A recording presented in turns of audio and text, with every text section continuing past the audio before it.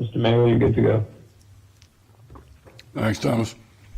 Good evening. Welcome to the City of Sugar Land City Council meeting for Tuesday, July the 21st. Tonight we're going to have the invocation by Councilmember Kermali, followed by the pledge by Councilmember Kermali, and then we'll have one recognition before we get into the regular agenda. The invocation. Nishad, you ready? Yes, sir, Mayor. Please bow your head as I pray. Dear God, first, let me say thank you on behalf of all of us who are gathered here today during these unprecedented times. Thank you for your many and abundant blessings. Thank you for life itself, for the measure of health, and for the friendship during these times. Thank you for the ability to be involved in useful work and for the honor of bearing appropriate responsibilities. God, as we're in the midst of this pandemic of COVID-19, we ask humbly that you not only watch over our first responders and all of our armed forces globally, who allow us our freedom, but also we ask that you watch over, protect, and help keep strong and healthy all of our healthcare providers who are on the front line. God, we ask that you watch over all of our essential workers as they help stock our food and replenishment and help us keep us nourished physically on a daily basis. We ask that you continue to guide us along the right path and keep us under your protection and your grace. In your name we pray. Amen. Amen. I pledge allegiance to the flag of the United States of America and to the republic for which it stands, one nation, under God, indivisible, with liberty and justice for all.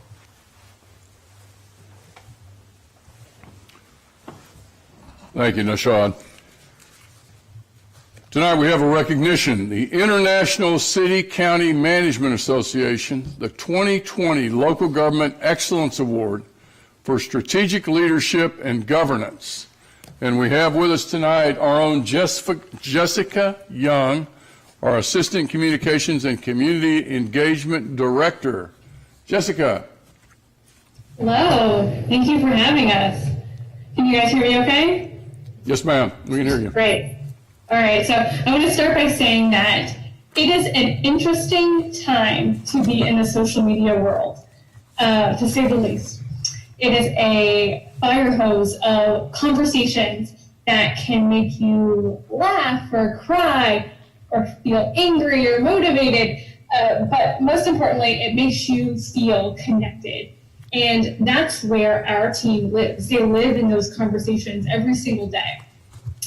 And anyone who has a Facebook account can sometimes think that they are a social media expert, not fully understanding the algorithms or the audience habits or the medium choice or the data analysis that goes into creating a fully effective engagement platform. And that's what it is. It's an engagement platform, but sometimes businesses and organizations can forget that. Too often, I think entities will think of social media as a tool that's used to just broadcast announcements to their audience, kind of like a giant megaphone in that regard. So our team, with the help of many people, a lot of people on this call actually, and throughout our organization, too many to name, has been recognized by the International City County Management Association for essentially turning that megaphone around. And by that, I mean truly listening to our residents and determining the sentiment around a topic and interpreting what they need, and then using that information to either drive our content strategy or help collaborate with departments and deliver those services offline in real life. All of that to say that the city's approach to social media content strategy 311 has earned a 2020 Local Government Excellence Award for Strategic Communication in Governance from the ICMA. Now, this award recognizes the innovative and successful local government processes that have significantly affected a government's culture or strategic direction. And I cannot stress enough that this award would not have been possible without the direct and indirect efforts of many, many people across our organization. But the contributors specifically recognized for the award include Digital Communications Manager Kayla Northcutt-Harrod. Hello, Kayla, virtually. And then Content Strategist Glazette Santana. Hello, Glazette.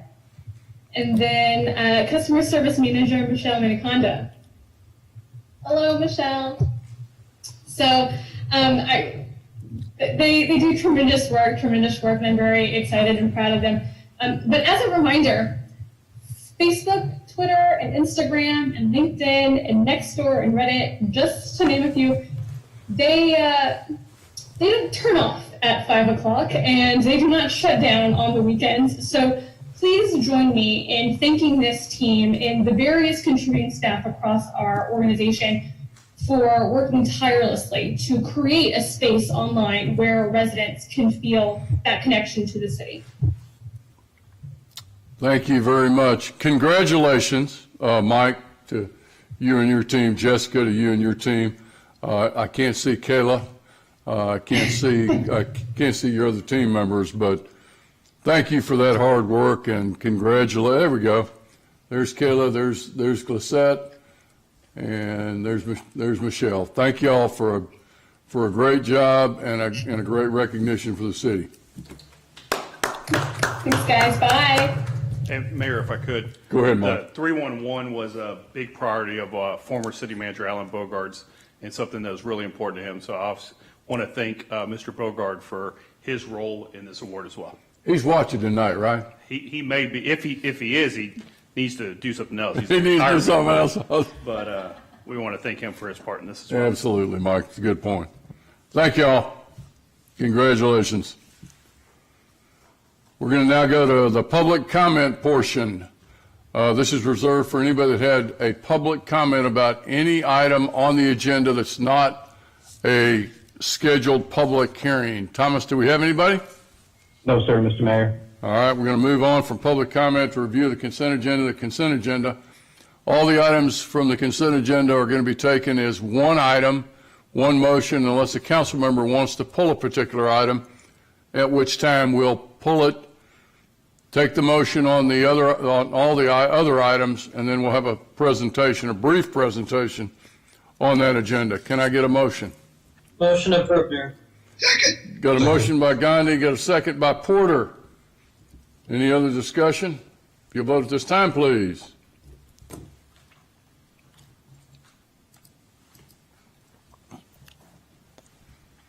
And it passes 7-0. Thank you. Moving on to item number 4, contracts and agreements. 4A, consideration of an action on authorizing the execution of a construction contract with 717 Construction Services LLC in the amount of $2,089,119.10 for the Brazos River Park Road Extension, CIP, PK 1606. Jorge Alba, our Senior Engineering Manager. Jorge. Good evening, Mr. Mayor, council members, city manager. Tonight, I am requesting approval of the Brazos River Park Road Extension and Trail Construction Contract. This project is one of the 6 projects included in the 2013 Parks Bond. The first 2 projects have been completed. They are the Crown Festival Park, the Brazos River Park Phase 2, and the Imperial Connector Trail. The 3 projects that are in progress are the Brazos River Park Road Extension, which I'm presenting to you tonight, the First Colony Trail, and the Dish Edge Trail. Next, please. The Brazos River Park Road Extension was originally envisioned as a crushed concrete trail for pedestrian and bicycle access and a mid-lake in the Brazos River Park. However, after TxDOT permanently closed the US 59 turnaround under the Brazos River Bridge, this reduced completely the vehicle access to the Brazos River Park and the Crown Festival Park. At that time, the project scope was revised to improve vehicular, pedestrian, and bicycle access on a daily basis and for special events. Next, please. Here we have the alignment of the project. Start at the Brazos River Park and move in direction southeast, kind of parallel to the river, allowing this yellow alignment to connect to Memorial Park just west of the roundabout at Commonwealth Boulevard. Next, please. The project scope was divided in three parts: a base bid, an alternate A, and alternate B. The base bid included a 2-lane, 1-mile-long concrete road with pavement markings, 4 concrete boxes culverts at the lower water crossing over the Levy Improvement District number 17 Outfall Channel, and an 8-foot wide pedestrian concrete trail and landscaping. Alternate A included the irrigation system for the landscaping, and alternate B included the illumination and lighting for the road and the trail. Next, please. The design was completed in May 2020, and we received immediately after no adverse impact letter from Lead 17 since we are crossing the Outfall Channel. And also, we didn't have to request a Corps of Engineers permit because we keep the impact to less than 1 acre, or to 0.1 acre, and less than 200 feet in length at the crossing. We received bids, we advertised the bids on May 27 and June 3rd, 2020. We opened bids on June 18, and we received 7 bids at that time. Next, please. Here I present a summary of the bids that we received for the base bid and the 2 alternates. We evaluated all the bids carefully, and 717 Construction Services, which is headquarters in Richmond, Texas, was selected as the lower responsible bidder. Mr. Mark Alvarez is here with us tonight attending this meeting in case you have any question related for him. Next, please. The total funding need for this project to cover the construction contract, the 5% contingency, material testing and engineering construction services is of $2,268,579.10. The available funds in CIP project PK 1606 is $3,211,335. Therefore, the remaining funds will be used for other 2013 park bond projects. Next, please. These 2 other projects that I mentioned before are PK 1702 Beach Edge Trail, which the available budget for construction is $6,453,000, and PK 1506, which is the First Colony Trail, and the available budget for construction is $1,325,000. The design services for these 2 projects have been already contracted. Next, please.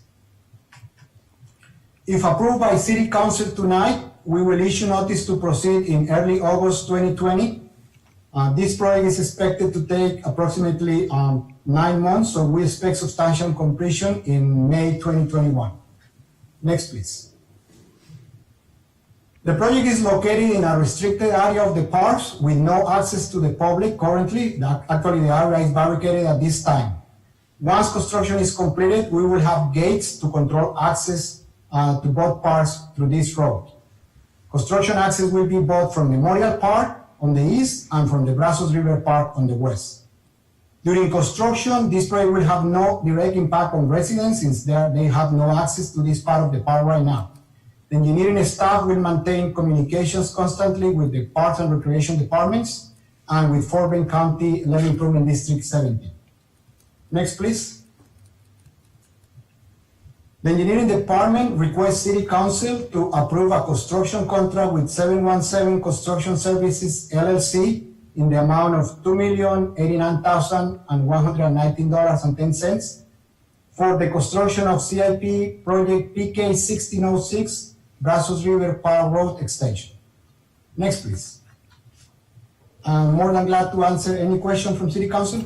Thank you, Jorge. If the council members, if you could raise your hand, return to the overall screen. And if anybody has a question, then I can see your hand up. I can't see anything right now. There we go. Himesh. Thank you, Mayor.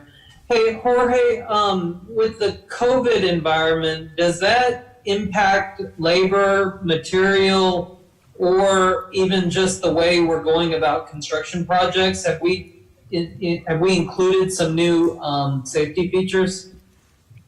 So far, we have been in the current construction project that we have been able to have all the contractors implement all the safety protocols that we have in place right now as per the government requirements. And every time that we have people working at the site, they have to follow the safety protocols. And it hasn't been any issue so far, and we haven't seen any substantial increment in the cost of the projects. Okay, thank you. Carol? Thank you, Mayor. Have we used 717 Construction Services before? No, ma'am, we haven't used them before. As I mentioned, they are our neighbor. They are headquartered here in Richmond, Texas. We did interview the references, and they have good references provided by City of Houston, Harris County Flood Control District, and TxDOT. Okay. And I saw there was $75,000 for like materials services testing. What is that for? That is for all the construction testing, all the concrete and all the material testing densities that we have to do. If you remember, I mentioned we have a major low water crossing. Yes. Basically, we have 4 large structures, concrete structures, that are going to be crossing the outflow channel of lead 17. All that will require major amount of construction testing. Okay, great. Thank you. I'd like to make a motion to approve. Got a motion by McCutcheon. Nishad, I think you've got a question. Yeah, Mayor, and question for Jorge. Knowing the time that we're in of COVID, is this something that we need? Is the public asking for this? This was approved back in 2013. Is there still a need and a demand for this? Well, may I pass that question to Joe Chesser, Parks Director? This is one of the Parks projects. He has more information about that specific. Sure. Hi, good evening, Mayor, members of the City Council. I believe this is a really important project to link the 2 parks together. We finished Memorial Park in 2007 and completed Brazos River Park in 2017. Both of them are well-used parks, very popular. With the turnaround closed off due to high water and flooding there near the Brazos River, it really made the connection to the Brazos River Park difficult for folks.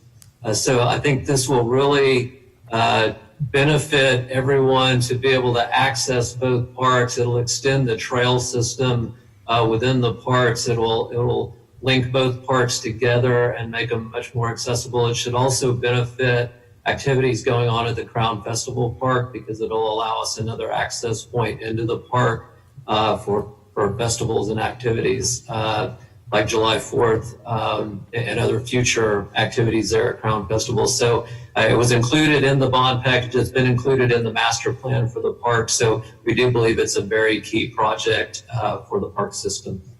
Very good, Joe. Thank you. Yeah, Nishad, I think the other part of that is we made a commitment to the public to do those bonds. We've spread those projects out over time now, well out from what the original commitment was. And there was a reason for doing that, and that was because of some of the budget issues as well as some of the. No, I like it because it utilizes both parks where people utilize these things, and Joe said it well. It's a nice commuter between the two. I'll give it a second, Mayor. All right, we've got Kamali's got the second. Anyone else? Jennifer. Jorge, can you pull up the diagram and show us where the gates would be located? Correct. It's on this forest slide, please.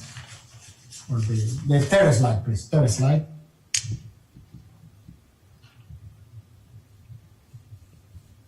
Okay, I cannot see it, but one of the gates I can. Okay, there it is. So one of the gates will be right here west of the runabout at the entrance to Memorial Park. So if you remember, when you go into Memorial Park, you can go right to go into the parking lot or left to go to the Dogs Park. Yes. If you continue straight, that's what the connection is going to be at that point. There will be a gate at that point. And then the other gates at the existing end of the road of Brazos River Park, which is about this location here. Okay, follow-up question, Mayor. Go ahead. So when would we open and close the gates? So we would not have anybody traveling on this road at nighttime, or like what's the time frame when we would open and close the gates? Again, that's a question I'm going to pass to Joe because that will be more of parks operations. So if you don't mind responding to the question from. Currently, we have gates at both of the parking lots at Browns River Park, and then also the entry into the gate into the parking areas at Memorial Park and to the dog park road connection piece.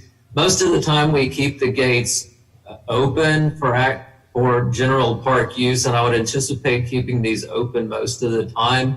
But if we did need to control access, it does give us that opportunity to do that. And with the trail there may be times that we want to close the road off and just use the trail for connectivity. But it just gives us flexibility when we do want to be able to control access to those certain locations. Thank you. I've got a motion by McCutcheon, second by Kermally. If you'll vote at this time, please.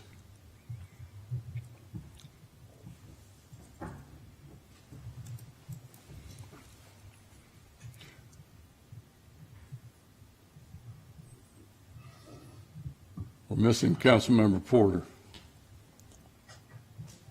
There we go. We got a 7-0 vote. Item number 5, ordinances and resolutions. 5A, first consideration of an action on City of Sugar Land ordinance number 2200, an ordinance of the City Council of the City of Sugar Land, Texas, abandoning a portion of the Technology Drive right-of-way. We have Brian Norton, our real property manager. Brian. Good evening, Mayor and council members. I come before you today to ask for approval of ordinance number 2200. Ordinance 2200 is an ordinance of the City Council of City of Sugar Land, Texas, abandoning a portion of Technology Drive right-of-way. Next slide. Oh, I'm sorry. To give it a little bit of background, in 1985, the 70-foot right-of-way known as Technology Drive was dedicated to the city by the Lakes on West Airport Section 1 plat, filed for record on June 24th, 1985 under slide number 783B in the Fort Bend County property records.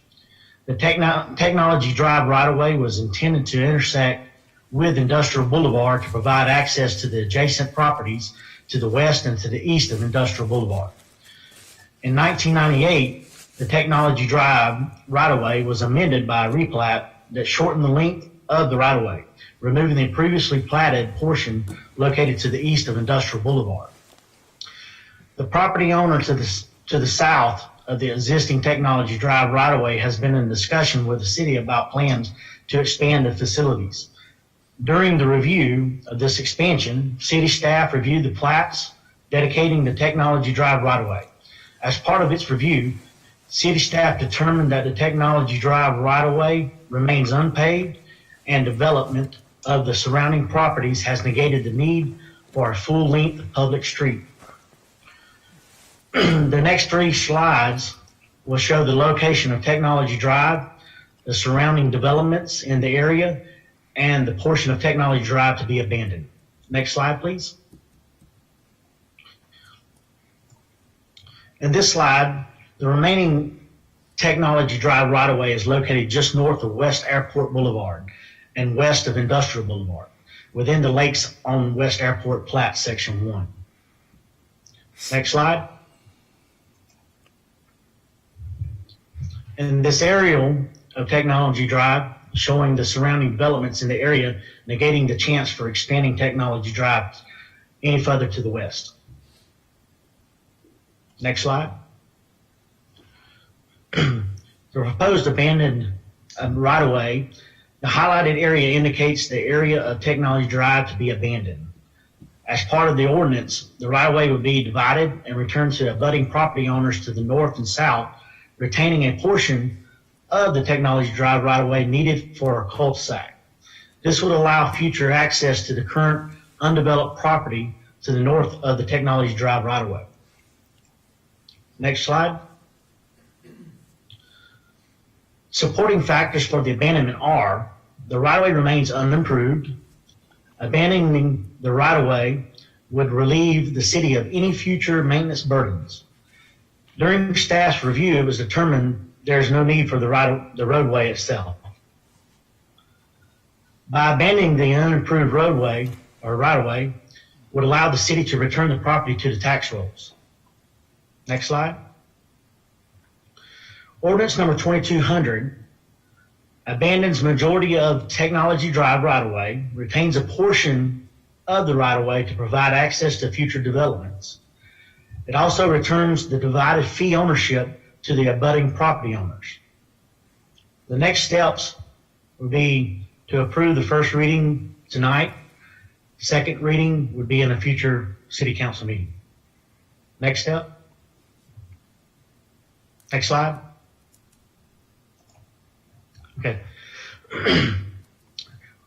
We request approval for the first reading of the ordinance number 2200, abandoning a portion of the Technology Drive right-of-way.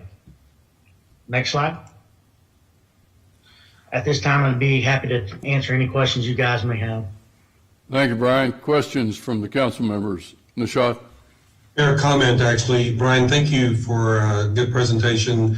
The owner of the building adjacent to this Technology Drive came to me and was actually looking to move to Rosenberg or even in the city of Houston because he needed to expand his building.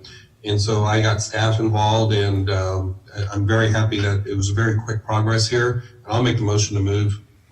Got a motion by Kermali. Do I have a second? Got a second by McCutcheon. You vote at this time, please.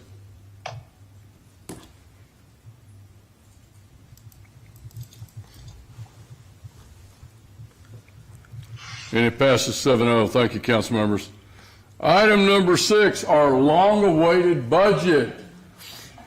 6A, receive for filing the city manager's proposed fiscal year 2021 annual budget and 5-year capital improvement program, fiscal year 2021 through 2025. We've got Ms. Jennifer May, our assistant city manager, and Ms. Jennifer Brown, our director of finance. Ladies. Good evening, Mayor and City Council. Jennifer Brown and I are honored to be before you tonight to present the city manager's proposed budget for fiscal year 2021, along with the 5-year CIP. We will be splitting it up, so I'll do some introductions and background first. But before I go any further, I want to do a few acknowledgments and thank you. First, I want to thank the city manager for his leadership. Who would have thought that his first budget as city manager in Sugar Land would be prepared in the midst of a global pandemic and one of the most uncertain financial times the nation has ever faced. I would also like to thank the entire staff at the budget office, who Jennifer will introduce and acknowledge by name later, as well as staff from across the organization who have really stepped up to help identify strategies and contribute to keep our city strong financially. And then lastly, I would of course like to thank all of you. This has not been a normal budget process, and your patience and support of us as we outlined an approach to align decision making with the maximum availability of data has been really encouraging and appreciated. So the outline of the presentation is before you. And like I said, Jennifer and I will be splitting this up.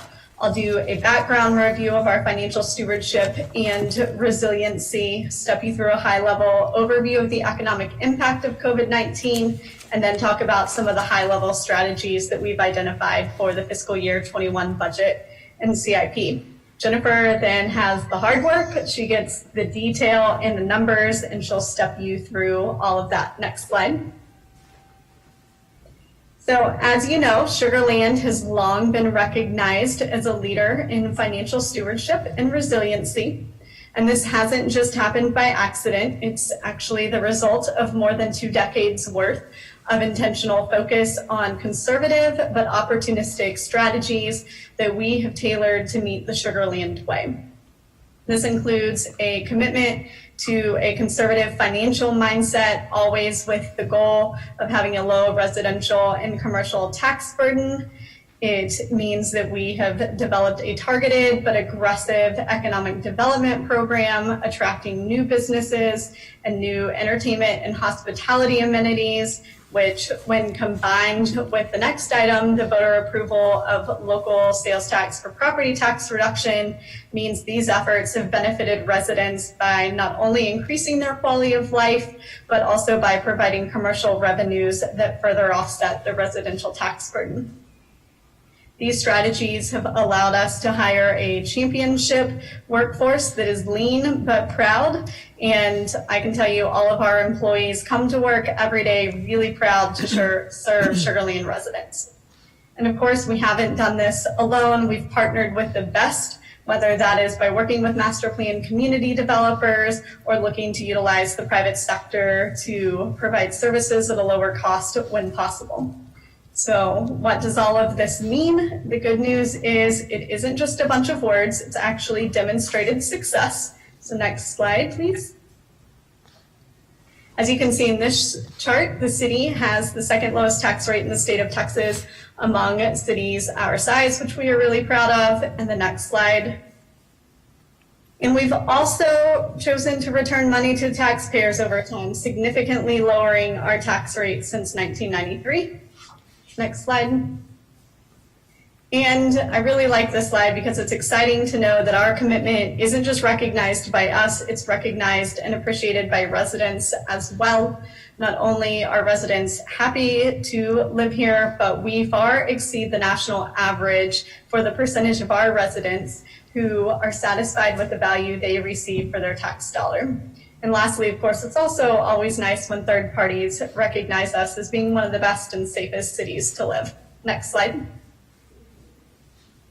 Overall, because of our commitment to that conservative financial mindset and all of the successes that we've mentioned, we were here before you just about a year ago as the City Council approved the fiscal year 20 budget, which was really one of the most strategic budgets we've ever approved and one that everyone was really excited to get to work implementing in October.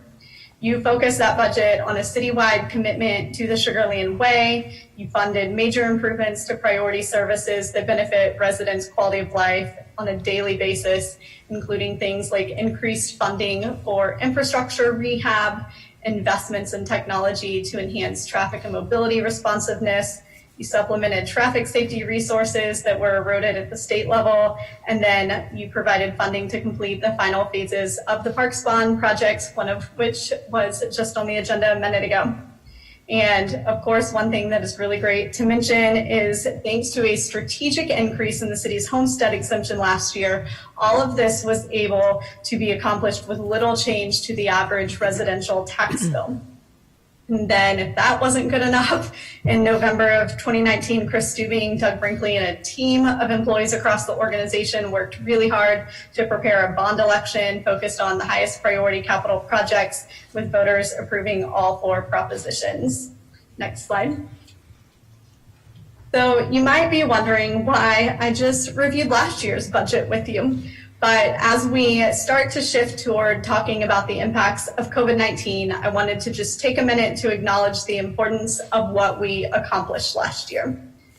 While it would have been arguably irresponsible to have built up a war chest of fund balances that could weather even this storm without an impact, we probably went into this emergency with more resiliency than any other city in this nation when you consider things like the shift in property tax revenue to support Sugar Land Way initiatives and the way that we budget only for recurring sales tax growth.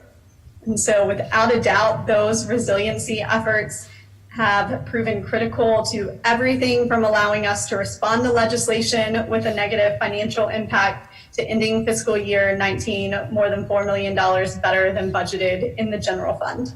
And of course, they have certainly prepared us for emergencies like COVID-19. So as you'll see on the following slides, unfortunately, we are not immune from the impacts. Next slide. And the next slide again, please. Like so many others across the world, we were really excited to begin a new year and a new decade in January, and we were just beginning to focus on building upon the success of the prior year's budget in February. And then everything changed. These charts show you a glimpse of some macroeconomic indicators that many economists talk about. And as you can see, they show a sudden and severe impact to the economy. And so we knew that immediately our plans would need to change. And so we got to work on trying to predict the future, recognizing that there aren't many economists who spend their days talking about the impact of national crises on municipal revenue streams. Next slide. So with that, we began examining all of our major revenues, from sales tax to mixed beverage taxes to EMS to fines and permits and parks, and that's just in the general fund alone. We also recognized a direct and severe impact in the tourism and airport funds as well. Next slide. Overall, we are currently estimating a fiscal year 20 revenue impact of nearly $3 million in the general fund, which is thankfully on the lower end of our initial worst case scenario impacts. With that said, however, the figure really understates the true impact of COVID-19 on this year's budget, as the impact of our resiliency measures really offset the total impact that we're seeing. And so, for example, when you look at just sales tax alone, we are projecting a more than $4 million decline when you look at the fiscal year 20 projections versus what we actually collected in fiscal year 19. Additionally, that figure does not include or reflect any of the impacts that we are seeing in tourism or airport or even economic development corporations, and all of the impacts will continue into fiscal year 21. Next slide. To illustrate this, here is a chart showing the total sales tax collections for fiscal year 20. So this includes 4A and 4B.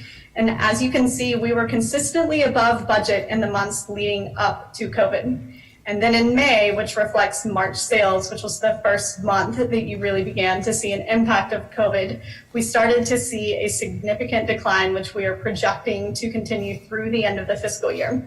And so in total, after COVID hit, we're projecting to see about a $5 million loss in sales tax, but that's really being offset by performance that was about $3 million better than budget in the months leading up to the crisis. Next slide. This is just a different way of showing it, and it shows the comparison of the fiscal year 20 projections to fiscal year 19 actuals without one-time sales tax. Next slide. As such, and as you would expect of us, we immediately reacted in March and began implementing steps to reduce expenditures in accordance with the financial management policy statements, including a hiring freeze for non-public safety employees, budget reductions based on historical savings, placing a hold on new initiatives and programs, capturing savings and fixed costs, and freezing employee travel and training. To date, these strategies have worked really well to reduce spending, but still allow us to provide relatively consistent services. But there are, of course, some impacts, both difficult and good. Next slide. Of course, there have been impacts outside of our control, like the ongoing closure of the senior center and the reduction in special events. The hiring freeze is being managed, but it's not without impacts to departments' flexibility to address priority services, particularly those that come up mid-year. But there has been some good. Throughout all of this, we have continued to make progress on the transition to a new ERP. We have not lost our focus on innovation, including throughout COVID, the addition of some expanded online service offerings for planning and permits. Next slide. Additionally, we made the decision to shift our budget decision making to focus on the development of packages based on the most cited economic recovery models. And we also recommended delaying as many significant decisions for as long as possible so that we could better maximize the availability of data. Doing so has really allowed us to refine our models, adjust our forecasts, if we have gathered more information, they'll tell you we are still looking for that crystal ball. So if you know where to buy one, let me know. And Jennifer will step you through the actual detail of it, but our recommendation is focused on the U model, or really a middle case scenario, with the goal of providing enough flexibility to adjust if the economy improves more rapidly or if conditions worsen. And so this is really important, as there's still so much unknown on the way that the virus continues to impact public health decisions, not only in Texas, but especially in the Houston region. And then this also allows us to make updates based on 2 more months of sales tax receipts, the certified tax roll, and any additional information we can get on potential federal funding support. Next slide. With that, I'll start the review of the 21 budget and CIP. Next slide. The first thing we know is that revenues will continue to feel the impact of COVID-19, from sales tax and other sources in the general fund to tourism and the airport. And so this has led us to need to identify strategies to offset significant revenue loss across all funds, really with more than $5 million of revenue loss in the general fund alone. Next slide. As you will recall, it was, I guess, only a few weeks ago that we met with you in June for a delayed spring retreat to discuss strategies for the budget that's before you tonight. These strategies are recommended not only in response to COVID-19, but in some cases also just the ongoing continued operations of the city.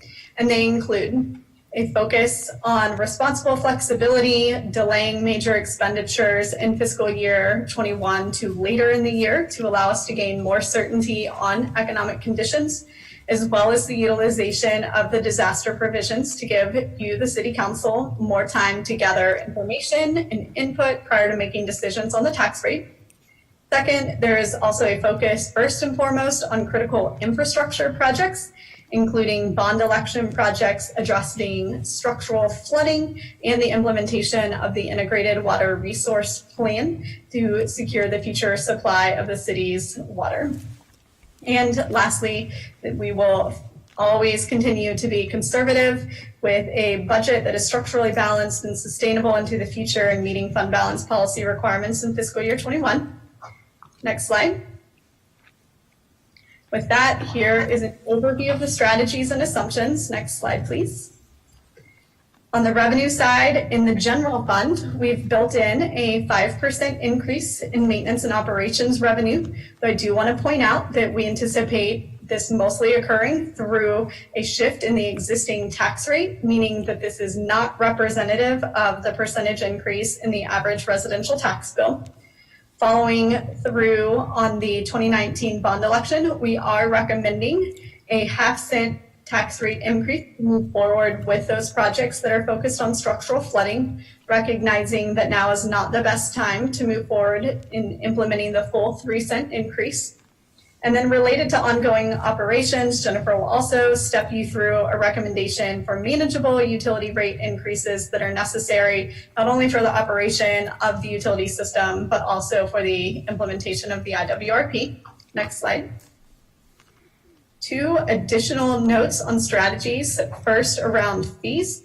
We are in the process of wrapping up the first phase of a fee study, and so we're recommending adjusting fees by CPI, recognizing we'll also bring forward any other recommendations if we identify areas where we're largely under recovering. Next slide. Then second is the CARES Act and our per capita allocation from Fort Bend County.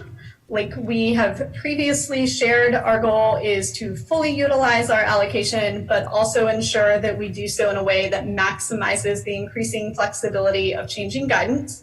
And so it's important to note that revenue loss is still not an eligible use, but the guidance around substantially dedicated payroll expenses has been clarified recently.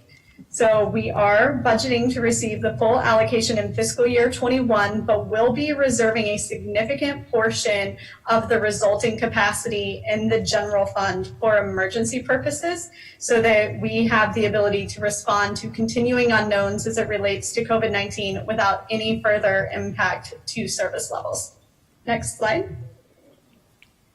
On the expenditure side, we are carrying forward targeted reductions to departmental budgets and are recommending some continued temporary reductions to service levels, including things like I mentioned, deferring major expenditures for 6 months, including infrastructure rehab, and that is at a reduced level, managing vacancies and continuing our hiring freeze with the potential elimination of vacant positions if necessary, and then also some reductions to fleet and high-tech replacement spending. Next slide, please.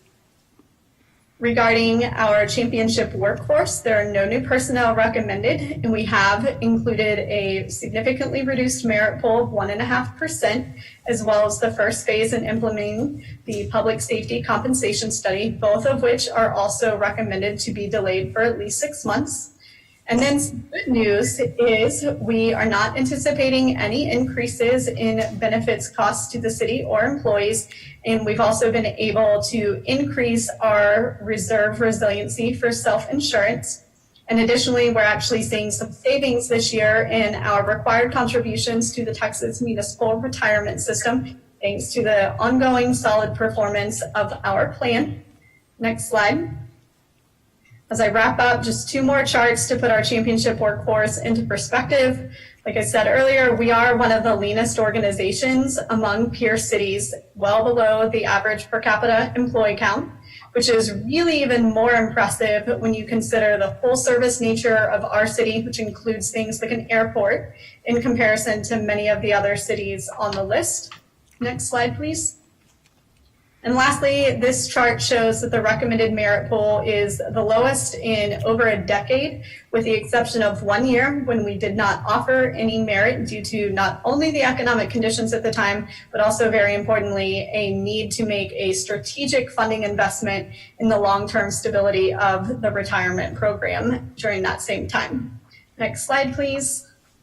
So with that, I will stop talking and I will let you get to what you're really here for tonight, which is the detail on the budget. And so I will turn it over to Jennifer Brown at this point. Thank you, Jennifer. Oh, thank you, Jennifer. And I would like to start by thanking you and Mike for your leadership during this process, and also acknowledging the hard work of the staff of the budget office who have been performing financial analysis of COVID on top of preparing the budget for the last 4 months. And I'd like to go ahead and acknowledge them at this time. Rosita Bouchon is our budget manager, and along with her staff, Justin Meharado, Adrian Miller, and Ali Sauls, and they are all watching via YouTube. And so I would just like to give them a shout out of appreciation. I'd also like to thank Rena Varghese and her staff for their invaluable research support on economic modeling that was used to build the budget scenarios. So I'd like to start with a brief overview of the general fund, which is the primary operating fund for the city. Here's where we account for all of the activity that isn't legally obligated to be accounted for elsewhere. And so this is where we budget for things that are traditionally seen as government services, public safety, parks, public works, and neighborhood services. And our primary funding sources are property and sales taxes, along with other revenue streams. Next slide, please. And so as we're preparing for fiscal year 21, we saw that we were likely going to have impacts due to COVID-19. And so we started building the budget around some strategies that Jennifer mentioned a moment ago. So for property tax, the City Council gave us the flexibility to shift within our current tax rate between the debt service and the maintenance and operations component by approving Resolution 20-17 earlier this month. And you gave us that, not only that flexibility to do above the 3.5% O&M increase set by Senate Bill 2, you also gave us the ability to go up to 8%, which was the previous limitation, and you gave yourselves the ability to take nearly another full month to make that decision compared to when you would have had to do that had you not enacted that provision.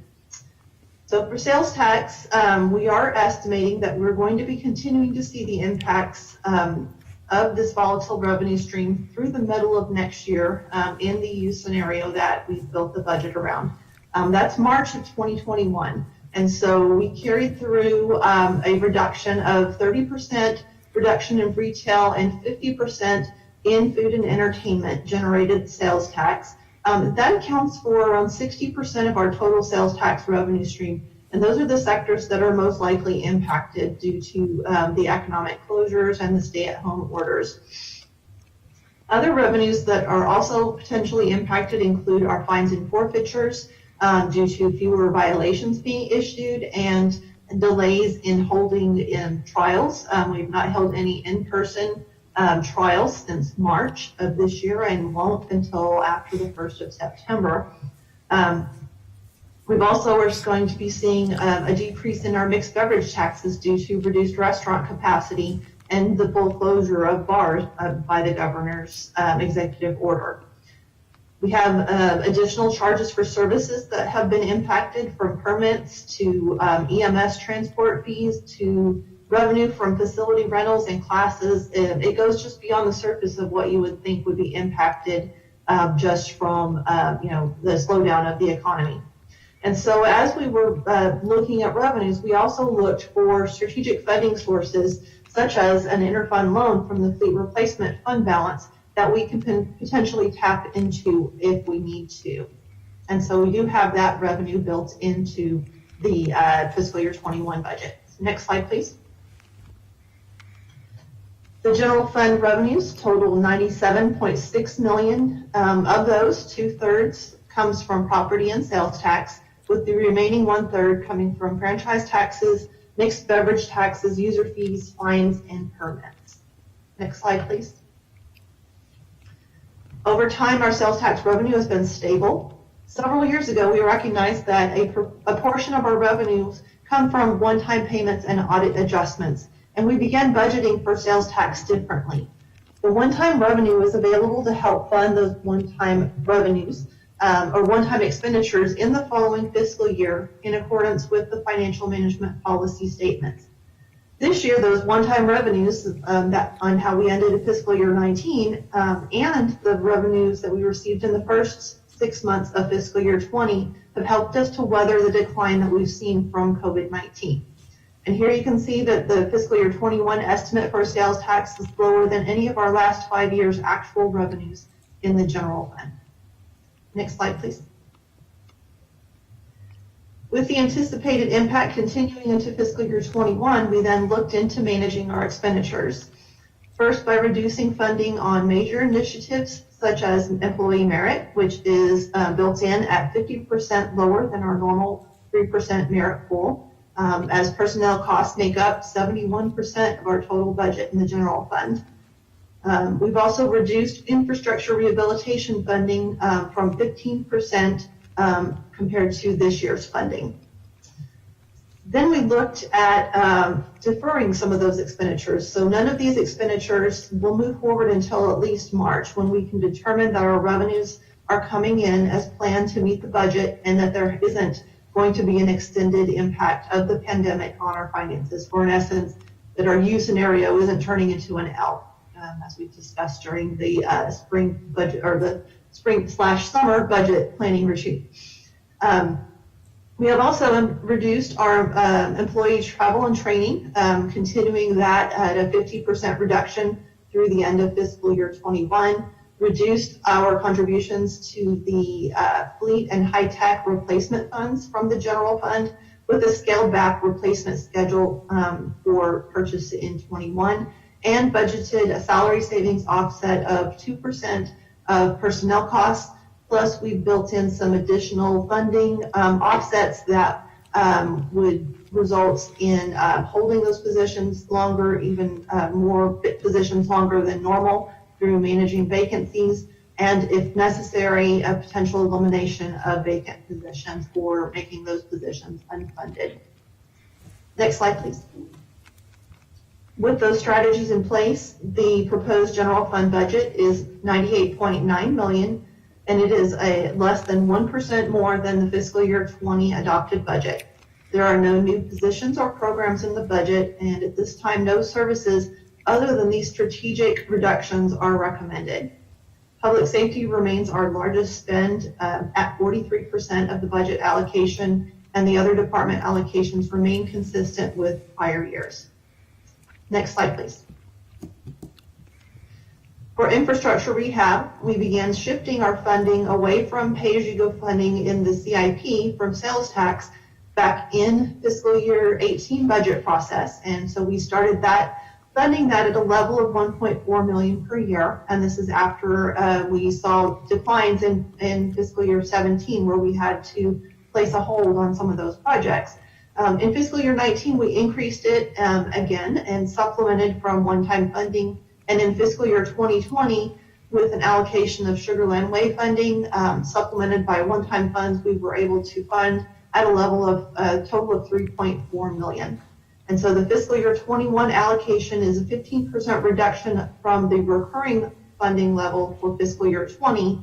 And you can see over the 5-year forecast that we can build back to our prior recurring funding levels over a 2-year period. And if revenues come in better, we have the ability to supplement that if those funds are available.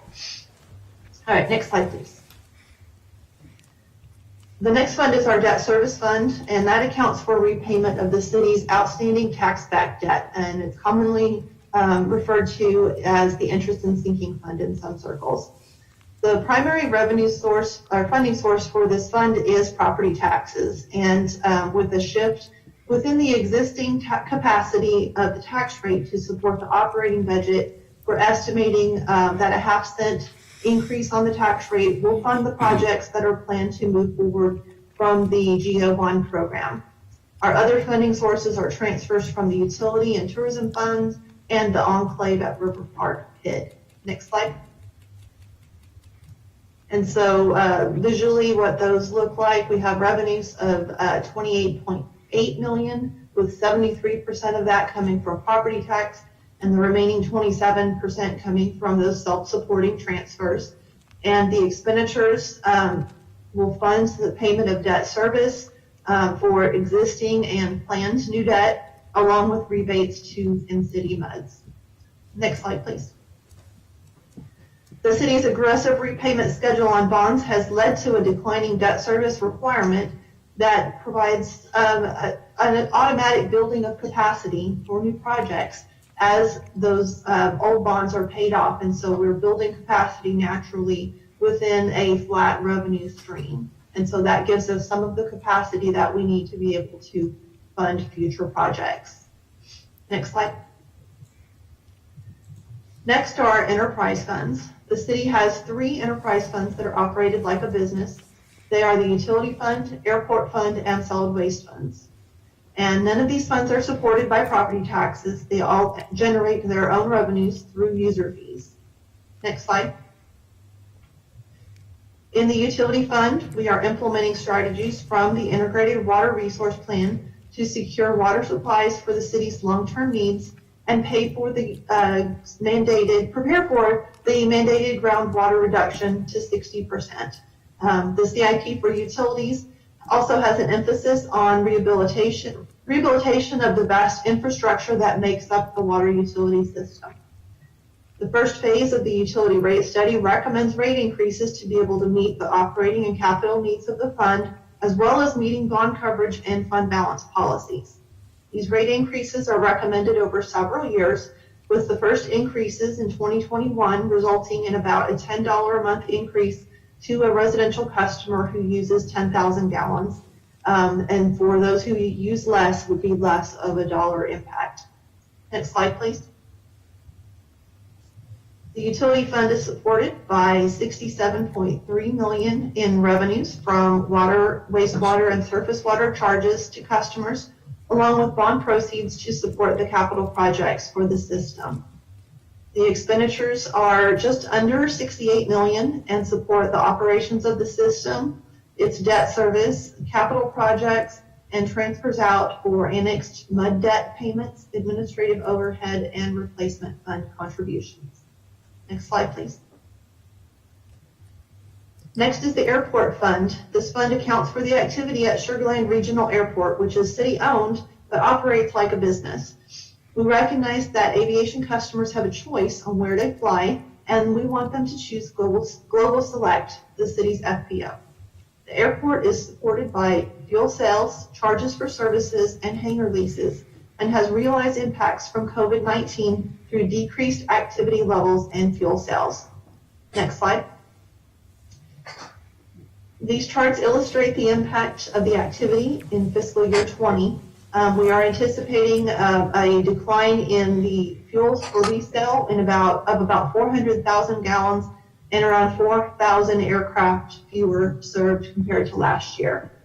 For fiscal year 21, we're conservatively estimating around a 10% increase in fuel sales over this year's projections and around 13,500 aircraft served as we're looking for the economy to recover. And so because the airport is self-supporting, the impacts of the declines are only felt by the airport and not by other departments. Next slide, please. For fiscal year 21, the airport budget includes $15.5 million in revenue, with about 77% of that coming from the sale of fuel, 11% from hangar leases, 5% from bond proceeds, and 7% from other charges.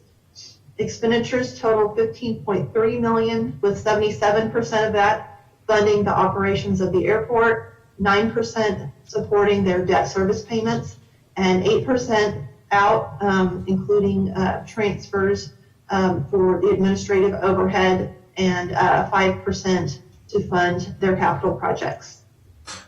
Next slide, please.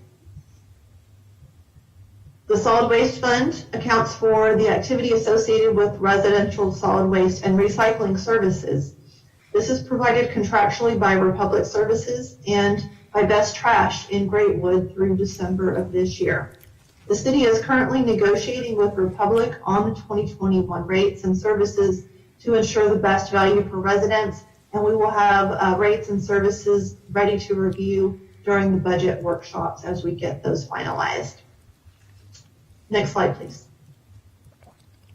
All right, so the city charter requires the preparation of a five-year CIP program. The first year is appropriated in the fiscal year 21 budget, with the out years fiscally constrained by the long-range forecast and our ability to fund them. The out year projects are for planning purposes only, and we're only appropriating year one in the annual budget. The CIP includes both general and enterprise fund CIP projects, including a phased implementation of the 2019 voter-approved GEO bond projects. Next slide, please.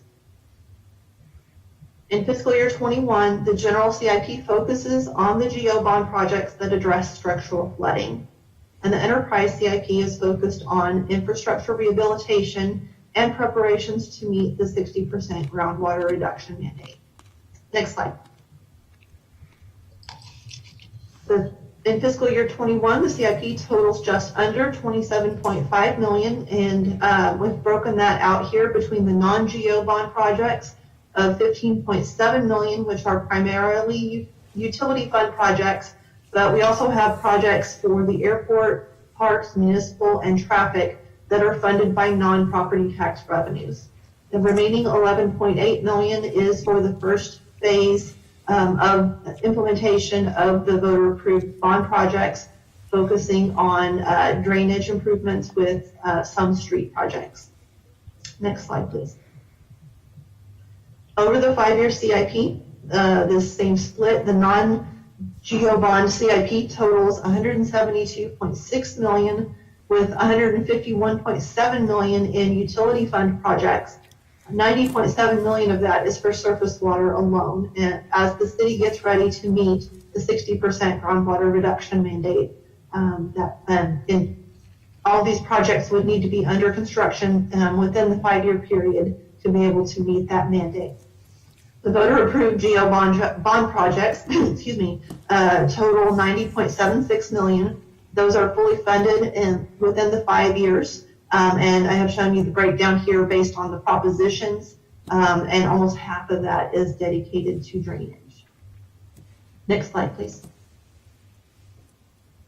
While the original plan for the GEO bond projects was to phase in the projects over a 3-year period, In order to do that, it required a 3-cent tax increase in year one to be able to accomplish that. And that may not make sense in today's economy.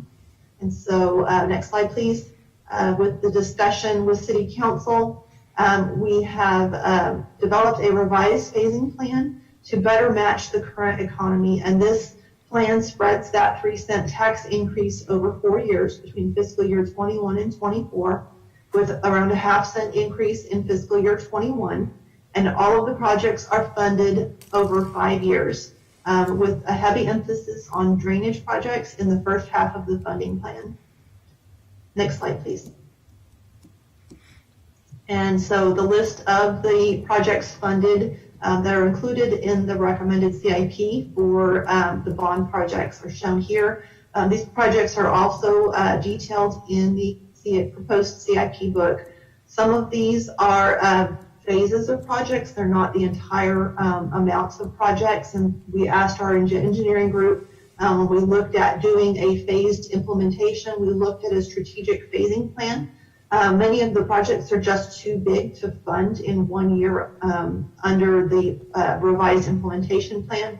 So we've broken those into phases. But there is significant progress being made on projects to address structural flooding. That includes the improvements in Greatwood Village and Sugar Creek, along with the design of the Austin Park chimney stone improvements for future year construction. Next slide, please. For our restricted funding sources for our economic development efforts, we have 2 corporations that are funded from a 1/4-cent sales tax each that was approved by voters. Their main purpose is for growth and diversification of the tax base.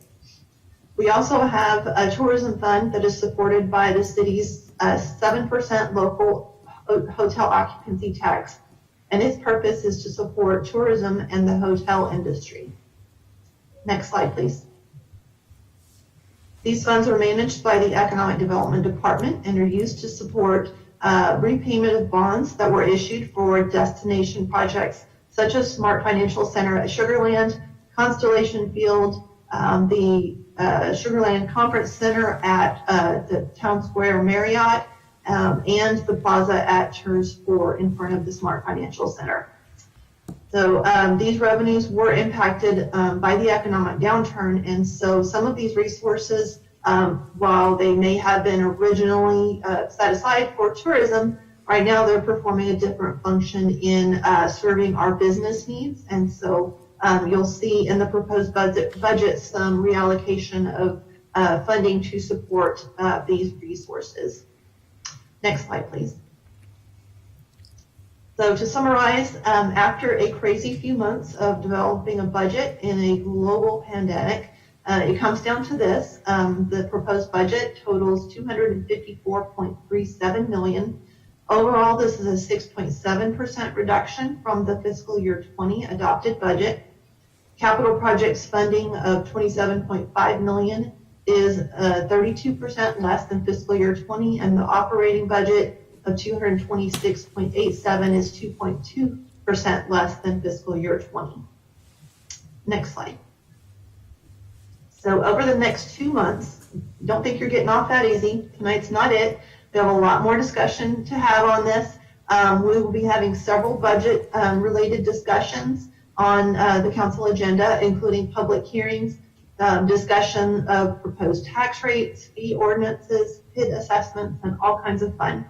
We'll wrap it up all with a public hearing on the tax rate in the second week of September, with overall budget and tax rate planned for September 15th. Next slide, please.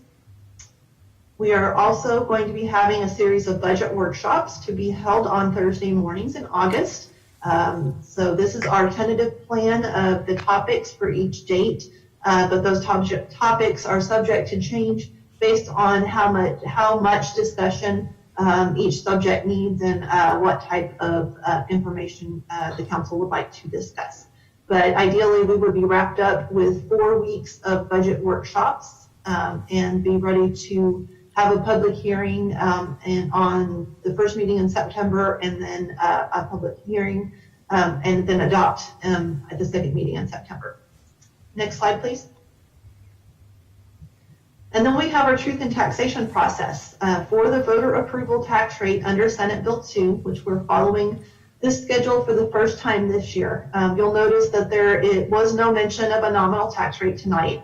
That is because we do not have our certified tax roll yet. And so we anticipate getting that from the Central Appraisal District later this week with the tax office performing our voter approval tax rate calculations next week in time to submit to you as a governing body by the August 7th deadline. And so we'll be planning to have that discussion at the August 6th workshop. We'll then have some real figures to discuss and be able to talk through a proposal around a tax rate at that time, but right now we just don't have that information. Then we will have a public notice and an opportunity for public input on that tax rate in a public hearing, and that would be tentatively, it has to be held within 7 days of action on the budget and tax rate. So at this point, that looks like it would be sometime between September 8th and 11th, and so we'll get that date nailed down. Next slide, please. And so with that, I'm sure you will have many questions, but like I said, we have several budget workshops scheduled. We also have several documents to share with you, and we will have a lot more fun having in-depth discussion during the budget workshops starting on August 6th. For right now, if there's anything high level that you care to ask, Jennifer and Mike and I can address those. Otherwise, we'll have a lot more fun during the budget workshops and be able to talk more specifics at that time. Carol's got a question. Thank you, Mayor. Jennifer and Jennifer, thank y'all for your presentation. Yeah. Thank you. Yeah, great job. Thank you all so much. Yeah, just a quick question. We often talk about that we've got the second lowest tax rate for cities our size. And so for residents who may be listening, could you define what cities our size is? Sure. So we consider a city for our size is 60,000 in population or greater. And so we have a TML survey that we participate every year. And so we look at all the cities that participate in that survey, as well as some cities that don't necessarily participate. For example, the one that we know has a lower tax rate than us doesn't always participate, but it's one we monitor. And so we look at those similar size cities. Generally, it's those that are 60,000 or greater. Thank you. Anyone else, you'd raise your hand if you've got a question. Anybody? Mike, Mike? Thank you, Mayor. I do want to thank Jennifer May and Jennifer Brown. They're two of the most brilliant financial minds in local government management, and it's kind of not fair we have both on our team, but I'm glad we do. I also want to thank Chris Stubing and Doug Brinkley and the budget team who have put in a tremendous amount of work on this. What's interesting is the amount of effort going into just trying to understand this pandemic financially and plan for it exceeds what a typical budget is. You throw that on top of developing a budget and filing it on top of an ERP implementation. And I'm not sure how y'all are doing it, but thank you very much. You're doing a tremendous job. Also want to thank our directors.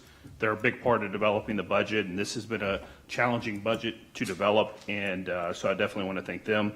The council for the support, patience with us, and your help in developing this and setting your priorities. And we look forward to the upcoming workshops, and I feel very confident about this budget and our ability to manage the city and respond to whatever anything throws at us. So thank you very much. Thank you, Mike. Anyone else? If not, we're going to move on to item number 7, City Council City Manager reports. 7A, City Council Member reports. Carol, let's start with you. Thank you, Mayor. Well, I've been staying home to the extent possible, and after my comment, you're probably going to tell me I need to get out more. So I recently looked up in the sky, and I said, look, it's a bird. It's a plane. No, it's Super Mayor. So anyway, I just want Joe. Not sure where that came from.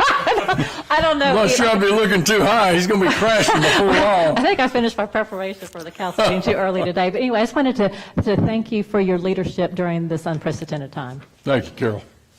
Stuart. Thank you, Mayor. Along with Nishad and Jennifer Lane and you, we attended the first in several months Mayor and Fort Bend Mayor and Council Members Association meeting, which was terrific. And I also attended a public meeting regarding traffic on Settlers Way at Highway 6 and different ways that we're going to fix that. So, thank you, Mayor. Thank you, Stuart. Nishad. Mayor, I've had the opportunity to speak to the CEOs of Methodist Sugarland, Memorial Sugarland, and Oak Bend Hospital, and partnered with a good restaurant here in the city called Ailings, which we all have eaten before, in fact, at our retreat. And Ailings has donated over 700 meals to the healthcare frontline workers on their own. And I just put them in connection with the CEOs, and we made it work. And it's just been an honor to go out and meet Chris at Methodist and others. And they welcome this. They are working the front lines right now during COVID. Their census, the patient load in the ERs, overloaded ERs, overloaded ICUs. It's been a true blessing to go and give back and listen to these healthcare workers and just make sure that they get a hot meal. It's very hard to do. So, Mayor, I've done that over the past week and a half. Thank you, Nishad. Steve. Thank you, Mayor. I'll mention a couple of things. Along with several of my colleagues, I attended the virtual quarterly HOA meeting. I think our community engagement staff continues to put on programs that are of interest to the HOAs, to the management companies, to keep them engaged with what's going on in the city so they can spread news to their residents. I think they're doing a great job, and I applaud that. Secondly, I just would mention that I'm starting to hear some interest again in the Imperial Sugar Headquarters project from neighbors, hearing rumors and that sort of thing, starting to percolate up. And finally, I'd like to give a shout out to Public Works. I had a grandmother reach out to me who takes her her granddaughter, I think it's a granddaughter, her grandchild in a wheelchair out for walks. And we had one of the sidewalks that abuts our bridge separate. And she began to worry about the safety of her grandchild. I let the city staff know, and within a day, Public Works had a temporary fix on that to make sure that grandchild was not injured. And it's a complex situation to do a final repair, and they're working on that. But I've got to give a shout out to them. I mean, and on top of everything else that's going on, they were able to address this in an amazing amount of time because it was an issue for one of our residents to keep that grandchild safe. Thank you very much. Thank you, Steve. Jennifer. Thank you, Mayor. Most of mine have been covered with the Mayor and Council Association meeting and the HOA meeting that we had online. Just, listening to concerns of constituents about starting up school. Fort Bend ISD is going online, but LCISD and another part of our city has a choice to attend in person or online. So just listening to concerns of parents getting ready to start school. That's it. Thanks, Jennifer. Himesh. No report, Mayor. I'm going to take my time tonight. There are 3 points that I want to make. The first, to Mike, you and your staff and the City Council. I couldn't be more proud of the fact, going through COVID and with all the things that we faced in the last couple of years, one, staff and council, we didn't panic. We made fact-based decisions. We had a plan. We didn't just react to things. And we've made some extraordinary adjustments as necessary. So I think with that joint effort of staff and council, we now come into a 2021 budget about as well prepared as I think any city, and I'm going to go ahead and extend myself, in the United States. And that's a That's a compliment to our council, to our staff, to the leadership in our community. Couldn't be happier about that. Second thing, I want to recognize our healthcare workers. I had an unfortunate accident this weekend, got hit in the mouth with a golf ball, found myself, and we won't go into the details because I don't want to have too much humor here on the dais, but I found myself in Methodist Hospital and got 3 stitches. Everything was fine, but I can tell you, for the 3.5 hours I was at that hospital, it's extraordinary what those people have to deal with. You know, it's like Grand Central Station. You got people getting drugged out, people deceased, you got code blues going on, and they handle it with a lot of courage and grace. And I think we need to extend that support to our healthcare community, every hospital, from Methodist to Memorial Hermann to Oak Bend to St. Luke's and everything in between. And then third, to our residents. Oh, and one more thing on that. Hand sanitizer, social distancing, and masks. Those are a small price for all of us to pay to keep our businesses open. The men and women that, some of which have mortgaged their savings so they can provide goods and services to us as the citizens, I think that's a small ask, and I think our community is doing a pretty darn good job at it. And then third, a shout out to our Skeeters. For those of you that don't know, we are playing baseball at Constellation Field. There are 4 local teams. Got some great coaches. We got some great staff. We got a great Skeeters organization. If you haven't been out there, plenty of social distancing and plenty of outside activity. That's all I have. Mike. No report, Mayor. Who wants to make the motion to adjourn? Motion to adjourn. There we go, Carol. Thank you. Thank you, council, staff. Well, I would like to see. 6:50. I can't believe that. I thought we were